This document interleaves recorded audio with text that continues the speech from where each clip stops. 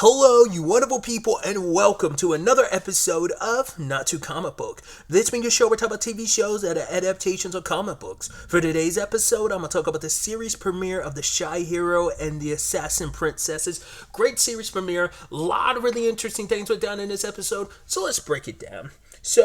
I always thought this was an interesting premise. I feel like I remember reading the premise of this a while back, but not associating it with this particular story. But either way, we meet our protagonists, kind of all four of our protagonists so far. We meet Toto, the shy hero, who, you know, he can think it and imagine it all in his head on kind of saying all the cool heroic things, but then like when it comes time for it, he fumbles because people, like, you know, when he tries so hard, like especially when he's trying to form a group with those guys, he's like, hey, and he comes off sinister because he's, you know, but he's your stereotypical cliche like giant who's got the heart of a sweetheart. He's just kind of misunderstood. I mean, even though generally people around that place where the parties are formed and, you know, like they're going on, I guess, monster hunts and stuff and quests, people know who he is. Like, oh, that's Toto, like the shy hero. He's literally the shyest hero. Like, if he wasn't so shy, he'd probably be a lot more of a high-ranking hero. Because later on when the ladies show up to form a party with him, like, why would you do that? Like, he's him.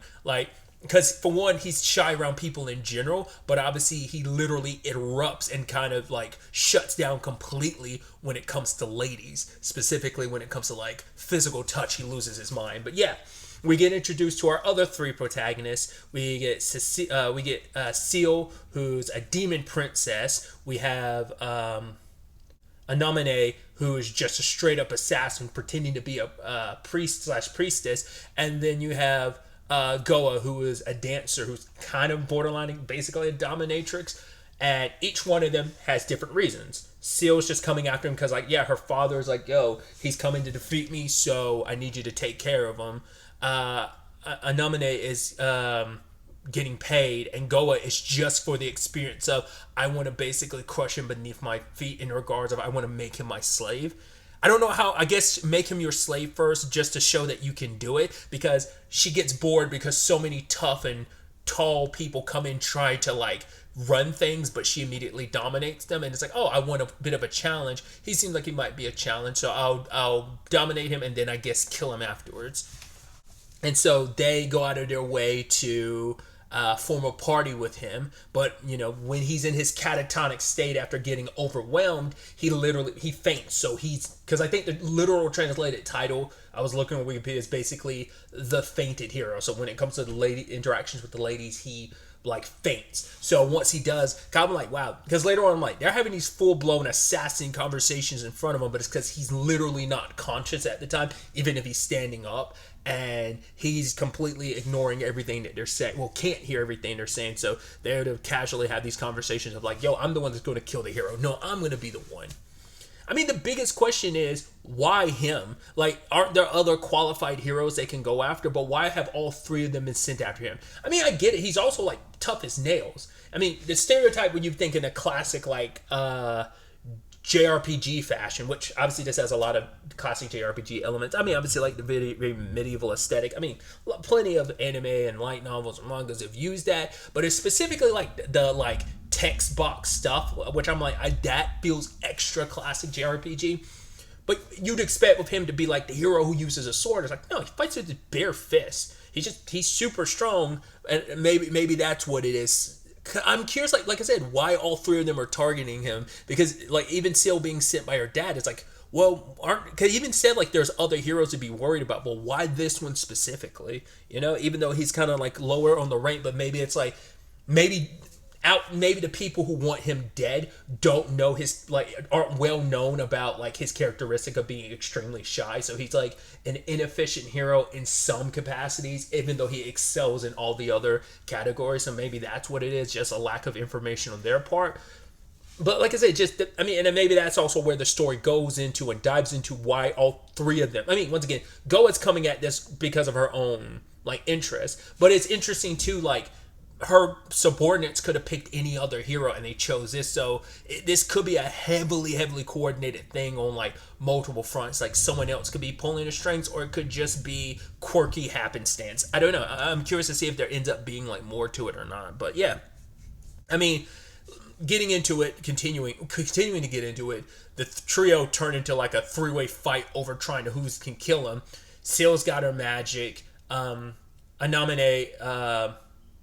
I keep saying it weird. The way I'm saying it almost sounds like I'm saying nominee from like the Kingdom Hearts games, but it's like Anemone. It's like I think, like I said, I'm butchering it, the pronunciation sometimes, but she just like summons, I guess, all types of weapons, but mainly she was summoning guns.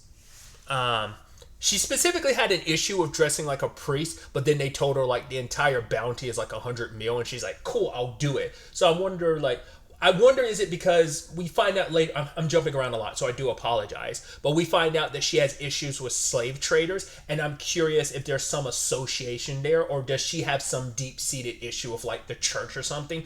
You know, maybe she grew up around a church that wasn't good, or church doesn't really do the good they claim to. Like maybe that's what her personal beef is. Like why, or maybe it's just kind of like, hey, do you think I'm crazy like walking around dressing like a priest? Maybe it's just that maybe she doesn't have any issues with priests or the church. It's just specifically being told she has to dress like one that bothered her. But either way, during their first encounter, initially Anemone and Seal are going to back down because Goa's like, we shouldn't do this, we shouldn't fight. But she tricked them using a paralytic perfume that stopped them. But the problem is Seal was in the middle of summoning, what was it, a spider dragon, which, okay, first of that I've ever seen. And because of that, the spell was interrupted. The creature goes wild, and they're all going to get gobbled up until Toto steps in and beats the thing. And you got to appreciate the fact is because he's so shy, his dialogue is so soft spoken. I'm like, I actually like that as like a character trait. But the whole thing actually made Seal go, actually, I won't kill him right now because I've used up all my mana, but also, like, he did save me, so. And I do love that throughout the episode, everyone else kind of slowly but surely gets on board with that. Like the whole, like, well, they still plan to kill him, but he's kind of, wormed his way into their hearts, basically, because later on, Anemone like takes off on her own because she's like, you guys can do whatever you want to, but she ends up getting sidetracked by like she sees a slave trader because she's like, yeah, I'll do anything for money and this and that, but the biggest people I have an issue with are slave traders, and that's why I was warning, like, she probably might have been in a similar situation on her upbringing, and that might be why she had such a soft spot because she was slave traded herself. I'm also curious, like I said, if there is an issue with the church and priests, I wonder if there's a correlation between the two. Like maybe like she knows priests and churches that have utilized those, like have like slave traded people. That's why she has beef. Like I said, it could just be like, I'm not gonna dress up to go kill somebody. Like I said, it could be just a gag, nothing, or it could be there's something deeper there, like this slave trade thing. And she was dealing with the guy, but he turned out to be a monster and have regenerative abilities. But, Toto steps in and kills the guy. And that was enough for her. I don't know. I guess it was intentional, but, like, while she was about to attack him, like, she heated up her blade and ended up trying to attack him. First and foremost, when he noticed the knife in her hand, because it's like, well, you're supposed to be a priest. And she's like, and then she, like, basically blew a kiss at him just to paralyze him. Like, okay, good. I've got time to, like, figure this out before he wakes up. But the others saw her, and were just kind of chastising her for what she did. But either way, she's like, I'm going to kill the hero. And she heats up her blade, and it breaks. I think he's just very naturally tough. And then she just kind of like, all right, screw it. I'm going to go, like, lay down or, like, rest somewhere else because I'm done with this. So then we have Goa taking her chance. Like, the other two are away. It's like, oh, we should all share a room. She probably knew, like, those two would be too embarrassed to do that. Seal's like young and doesn't really know what's going on. Anemone's like, I'm going to go in a separate room so I can relax. But Goa injects him with something, tries to seduce him and turn him into her pet, but it doesn't work. In fact, him resisting it along with the drug in his system made him kind of run wild, but he's still promising like, I will protect you, I will. And it's like, okay, he's, once again, he's a good guy at heart, cliche goody two shoes. But the thing is, it has the opposite effect on Goa because she's so used to dominating guys. So for someone to kind of flip the script on her in that regard, she actually likes it. Starts getting a little hot and bothered. But then, like, when he snaps out of it, he has the largest reaction he had so far, literally blood gushing from him as he, like, passes out. So they use his opportunity to kind of communicate. It's like, all right, we'll stick it out together, because initially Go, I was like, aren't you guys worried about the fact is that I tried to like make someone fall in love with me? But they're like, oh my god, we're not worried about you. We know what your whole shtick is of like using items the way you do. It's like, yeah, if anything happened, we jump on, like, we be able to stop you. It feels like that might be a deeper element to Goa's character, that maybe like the reason why she's in the line of work she's in is because people have always kind of feared her because of what she's good at, and the fact that she could, and maybe people like frowned upon her being able to do that. It's like, oh my god, she's able to like make people fall in love with her, and maybe that kind of forcing someone to kind of fall in love with you might have sent her down this kind of evil-ish route, and like kind of she got ostracized to some extent, and maybe she was kind of worried the same thing was going to happen here, but these two kind of wholeheartedly accepted her. So maybe that's what that's kind of getting at. Once again, just like the Anemone thing, like it seems like there's something deeper there. And for Seal, it's just about independence and freedom. Her whole like killing the Toto is about getting independence from her father, but also she uses it as an excuse to come to the human realm. She wants to enjoy sweets and all these other elements of the human world. So it benefits them in a lot of ways. Obviously they're all getting something out of trying to kill him, but it's like, yeah, we're kind of in this together.